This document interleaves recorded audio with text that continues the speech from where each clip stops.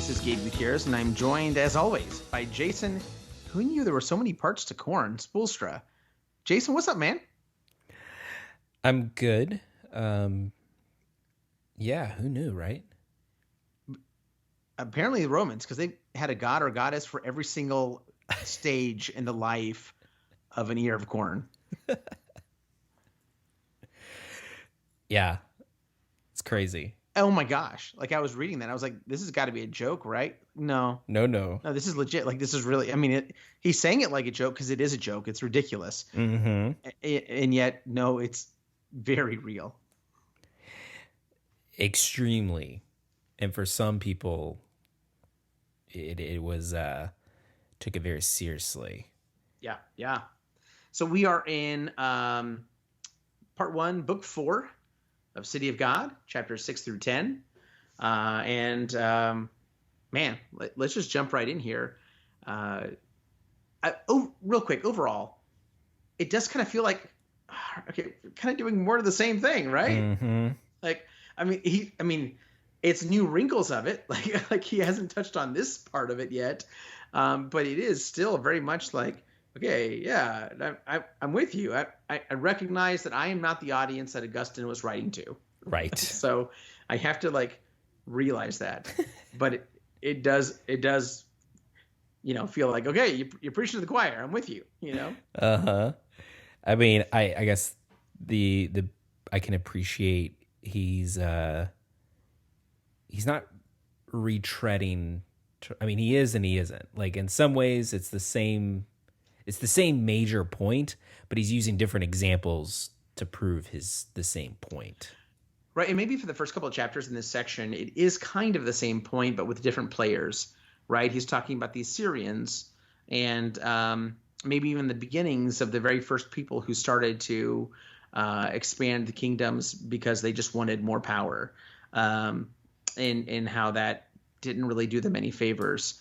Although I was going to say I did really love the description that Justinius gives about kings and why there was kings. Yeah, no, I really loved it. I underlined that part too. You're talking about in chapter 6 there, towards the beginning there. Yeah, and because again, like we come from the history, especially from here. We here in the United States, we're taught from a very young age about King George and the tyrannical king, and kings are terrible, the monarchy, and then as and then you watch the Jungle Book and you see King Louis and you're like, ugh. Or if you watch, Game of Thrones and you see King Joffrey and you see all these other kings, you're like, what? And then I remember, I forgot at what age, I just remember thinking about how we're told very early on about how bad kings are. And then, near the end of November, at the end of our liturgical year, we celebrate Christ the King. And we use the title that Jesus is the King of Kings. And I'm thinking, wait a minute, but how are people, like, if people have this mentality, how can they have Jesus as a good king? How can people, I thought kings were bad. Right. Everything that I have seen growing up, from King George to King Friday on Mr. Rogers' Neighborhood, right? Like, the kings are terrible. And here, Justinius tells us, at the beginning of history, the supreme power over races and nations rested with kings, who rose to the summit of authority not by canvassing popular support, but because their moderation was recognized by good men. The peoples were not under the restraint of laws. It was their custom to protect, not to extend the frontiers of their dominion, and their realms were confined within the limits of their own country. I mean, definitely see like the nation states here. Yeah. Right? That, these small kingdoms that did have a king, but were maybe the size of like a large city or a metropolitan area, Mm-hmm. right? And we're satisfied, like, hey, this is enough for us to worry about. Let's just take care of ourselves. And sure, we need to protect ourselves, but, we have more than enough here to worry about. And as Augustine is citing Justinius and a few others, it turns out that we see Ninus, Ninus. the king of Assyria, who was the first to change this, who said, I think I want more. Mm-hmm. And starts to build the Assyrian kingdom by conquest. And, I think, but just going to that point just real quick of also, this is why I think deep down inherently, this is why even today, like, okay, we don't live in a monarchy in the United States, but why do people not trust politicians, whether they're from the right or the left? Well, it's because they're not selfless. Because again, they're not being raised up from within the community because of their moderation and their selflessness and acts and everything else. No, it's because they're canvassing for support and be popular, and to eventually, as you're saying, and as we're moving on to this point, they're seeking more and more dominion over land, over people's lives. As much as we'd like to still hold that is the this is the ideal. This is what we should, but it's just not the reality. No. Yeah, absolutely. And so, we come to Ninus, and like you said with the Assyrian, where he just wants the acquisition. He continues to do this. He strengthens by acquiring and the subjugation of his neighbors around him at first, and just with each conquest and each victory, he becomes more emboldened, and by doing so, he puts more people under submission and into the bonds of slavery. Yep. And he builds this empire that reigns for 1,240 years. 1,240 years. That's a long time, Jason. That's a very long time. I mean, like, think how many lifetimes happened within that time. How many people thought, this is going to be the way it is forever. Mm-hmm. And for them, it was. And yet, this great kingdom ended. I mean, like, because we're 200 and almost 250 years old as a country. Yeah, a drop in the bucket. I know, it's like, look at this and be like, ha. And everyone's thinking that, our country's on the downslide. Like, it's coming to an end very soon. And, for them, it was like, oh, we still got another 1,000 years. We're still good. Yeah, it's crazy. Absolutely crazy. Yeah. But like you said, yes. And that was the big thing that I grabbed there, was like, wow, just this massive length of time. And yet even still, eventually, for them, there was an end. There's no kingdom. There's no nation. There's no state that is going to last forever, but for the kingdom of God. And this leads into chapter 7, the rise and fall of the kingdoms of the world. Are these changes due to the assistance of the gods in their subsequent desertion? And that's the whole point. Like, he's setting this all up in chapter 6 about this big, powerful Assyrian empire and it crumbling. The kingdom is falling. Okay, now where do the gods fit into all this? Yeah, the guy is so, just biting. Snarky. Sarcasm. Oh my gosh, right? The fall of Assyria to Medes, right? So what about those gods? Did they cross over to Medes because they hadn't been paid? Or perhaps because Medes was offering higher wages, right? Maybe they then got transferred to the Persians, because Cyrus invited them on more favorable terms. You can just see, is it because these nations were wheeling and dealing with them, and the people that were with them weren't willing to pay up?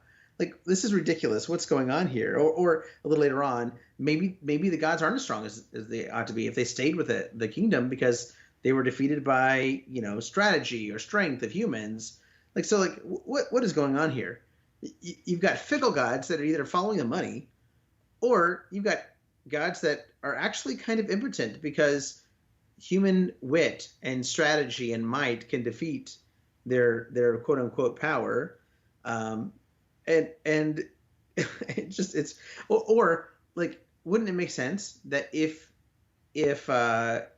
you were taken over, or if you saw oh man, that country is really kicking butt right now, we ought to adopt their gods, right? Because we want that same help, but we don't see that. That's not the practice.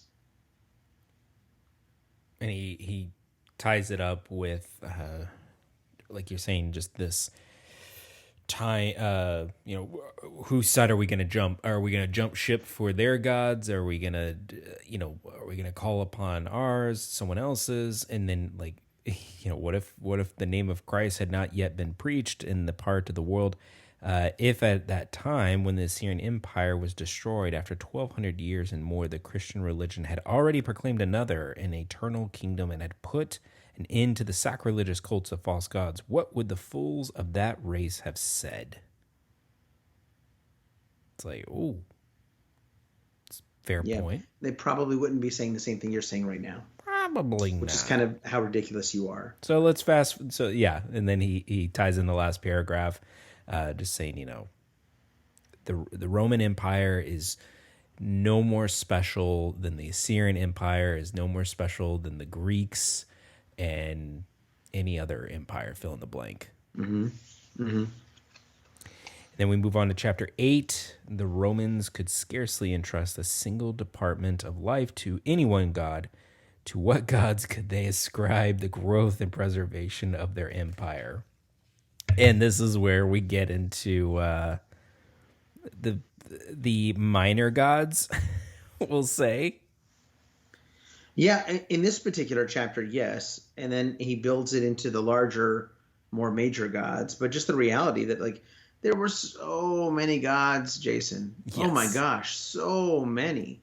So who do we turn to for help when it comes time for protection, or when it comes time for preservation of the empire? Like when you have a god, there's so many gods, and like this one's in charge of not just plants, right, but in charge of the seeds when they're in the ground, and then once they shoot up, that's another god or goddess that takes care of them at that point in time. But then once they bloom, that's even yet another one that's in charge of that, right? And I mentioned the thing about the corn, and this is where we see that, right? This one's in charge of the shoots. This one's in charge of the grain. This is in charge of the so on and so forth. All the different, not just like parts of the ear of corn, but even the stages of the development and harvesting of the ear of corn involves. I mean, my goodness. I mean, 5, 8 different gods in just that. And in our footnote in our books, it says the purpose of St. Augustine's elaborate irony, explaining all the different little tiny gods here, is to combat the sentimental nostalgia for the old days of paganism.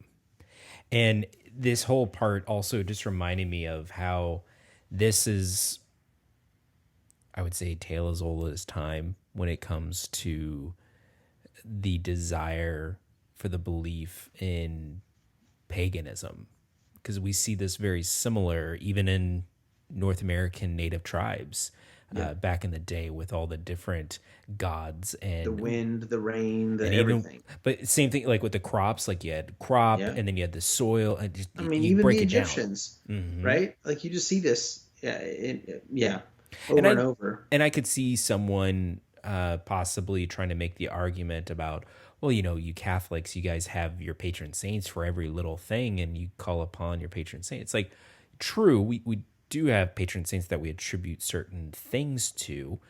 That being said, though, number one, they're not God. Mm-hmm. We never claimed that they're even a lowercase g God. It's not that way. They have no divinity within them, unless if it's granted through the one true God. And the grace that may come yes around them is not their own. Right. And so when we pray, any good Catholic should know, we're not praying to that saint to do that. It's only if the Lord blesses and allows that to work through them. It's ultimately we give God the full, praise, the one triune God. Yeah. Yeah. So, and what Augustine is doing here is also showing the impotence of each god. Mm-hmm. How could you possibly turn to this god for help when they can't be trusted to take care of anything more than this one little piece of this 1 year of corn? Or I love at the very end where it says each man appoints one doorkeeper for his house, and that one being a man is enough. But the Romans appointed 3 gods, Focalus, to guard the doors, Carida, the hinges, and Limitintus, the threshold. So Forculus could not guard both hinges and threshold at the same time. You know, Yeah, yeah. break it down. Again, how are you gonna turn to these people when it's actually like major conflict? Hey, we need help. I'm sorry, I am just swamped with worrying about these hinges. I can't do more than that. Ridiculous. But so this is where he then maybe turns to the more major gods. He talks about Jupiter, and Jupiter, of course, being the main god, the great god over the other gods. And even still, he is from another god. He's created, and so Augustine points out the ridiculousness of this idea, and well, not only different, awesome, not only from other ones, but also in different planes. So, like, exactly what you're talking about is it's kind of putting together chapter 9 and 10 because, well, I mean, chapter 9 is so short and it runs right in through chapter 10, so you just put them together. But you're dealing with like different planes, but they're looked as big gods, but obviously not. And then even when you look at those, that there's still another god behind them. Yeah. So in 9, he's talking about how awesome Jupiter is supposed to be, maybe the god of all the gods, right? And so maybe, okay, this is the one. And what's the line? Something like that when you pray or ask or worship one single god without an idol, and you're really worshiping Jupiter, right? Because Jupiter is everywhere. He is the great god. And so, okay, all right, maybe that's it, right? And then you go into 10 where it's like, except Jupiter himself couldn't be trusted with more than whatever job he was given, right? He's like, you got the ether, like the upper part of the sky, and then you've got Juno now for the lower part of the sky. And it's like, whoa, whoa, whoa, whoa. Even your great god, who's supposed to be god of all the gods, is only trusted with one small part. And like, okay, maybe we'll go along with you there, but then they do the same thing with water and with earth. And Augustine's like, how do you separate upper water from lower? Like, it's just water. It's just earth.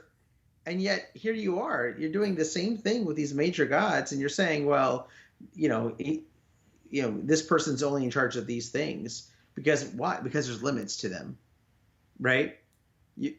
So you have a limited God by your own admission. Boom. Mic drop.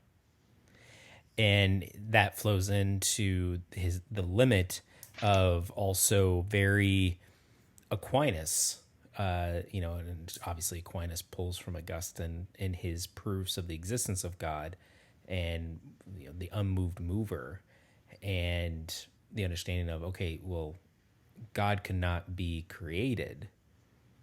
And so here, if, like you were saying, if Jupiter is the supreme god of the gods, yet he was created, yeah, that's right, by the god of time, then how powerful can he be? Yeah. If there is someone that created him, then that must be the god, the greatest of all the gods. You keep pulling that string, and it keeps unraveling. It's gonna fall apart. It just is. And that pretty much takes us to the end of this little section. So yeah, I mean, the whole idea here is again, he's tearing down the way that they thought, the way that they approached things, and in the beginning, for sure, he's talking about how these other civilizations had these hardships, and where were the gods there, right? So a little bit of like a continued conversation of what we've heard before, but I also did appreciate just this second half here, where we're talking about the relationship with the gods, with the people, and how limited they actually were. Whether the people were willing to admit that or not. I'm just glad we're listening or reading mythology that I actually know, like Jupiter and Neptune. I'm like, I remember this. I remember this in school. Yeah. So I'm like, okay, I'm with you, Augustine. Thank you for bringing me into the little I know. The last thing I have to point out is the very last paragraph, after he's explaining the different points at just the very beginning. There you go. Like, I totally hear that in my head. He's like, you see? Okay, there you go. That's what I'm talking about. No. That's so great. And then he's tying also back to previous books where he talked about the theater and how not only are you doing immoral acts and depravities in the name of these gods, both big and small, but you do this by honoring them. Yeah, supposedly the gods want this to happen. Again, this is weird. You're falling into that nostalgia bait, thinking that was the good old days. Yep. Come on. Yep. Come on. Jason, without realizing it, we are, close to 150 pages into this book. Hey-o. I was like, whoa, how did that happen? We are moving right along. And yet we have many, many more to go. Oh, sure. And yet still, we are moving right along. And so if you want to move along with us, guys, gals, please come hang out with us. Tell us your friend. Tell your friends. Tell us your friends. Yeah, tell us. We'll talk to them. Yeah. Tell your friends about us, please. Share the podcast. You can do that a couple different ways. You can do that, of course, by sharing it via your favorite podcast provider. We do ask that you hit subscribe, leave a comment, 5 stars, all that stuff. But you can also do it in a new way, and that is via YouTube. If you go to YouTube, look for Reading Your Way to Heaven. You can subscribe, hit the notification bell. That way you can be notified every time a podcast is uploaded there. You can listen to the audio. It's just the audio, guys. You don't want to see us. No, we definitely have faces for radio is what we have right now. But what you can do is just using YouTube, have it on in the background, listen to it. But one of the things that we're most excited about is the possibility here of interacting in another level with our audience. This provides a very easy way for you to comment on each of the different individual episodes and maybe even attempt, to build a little bit of community. We know we have one. We know you're out there, and we'd love to hear from you. So come hang out with us. Kick it over to YouTube. Hit subscribe, notify, and we'll talk to you next week. Love you. Bye. Love you. Bye.